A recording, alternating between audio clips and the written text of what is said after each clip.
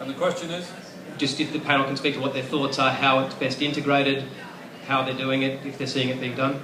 So is it, how do you integrate the old CRMs with the new social CRM? Exactly. Great. So how do you integrate the old with the new? Okay, so I'll just kick off with a quickie. All right, so the big issue with this is with social CRM, with people's social identities. They're different from the identities they will have on your CRM database. So if you're doing transactional data like you are in HSBC, you know who they are because they've registered with you, there's been an exchange of value, and they would tell you who they are, their email address, where they live, their demographics, etc. And you've got that on their CRM database.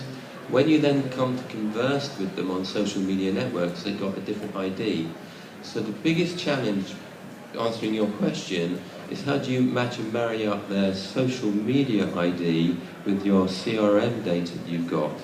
That's the challenge. Therefore, to get that 360-degree view of that particular of that particular customer. That's a big challenge.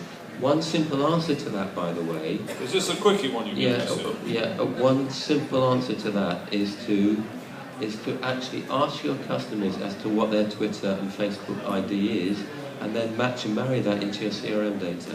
It's not rocket science. If people aren't doing it, just do that. So, anybody else on migrating from the old CRM to the new social CRM? Thomas, can't be your area of expertise, surely. It's not my business model. My business model is hoping that the big guys are buying one of the little guys, startup guys, and then do the integration as a one-stop solution. That's my business model.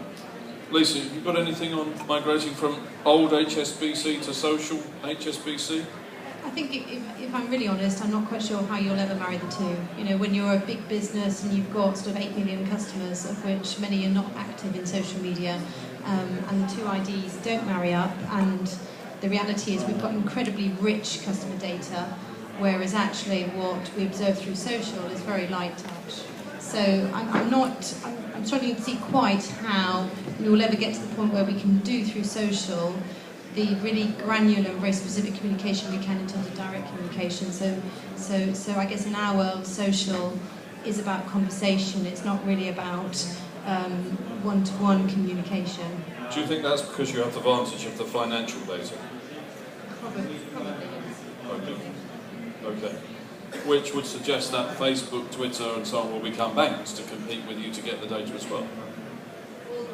I know that that potentially could be the future. I know that there are a couple of banks now operating through Facebook, not in the UK, but it's starting to happen. So you're saying that Facebook could become a bank? I'm saying that you never know quite what's going to happen in the future.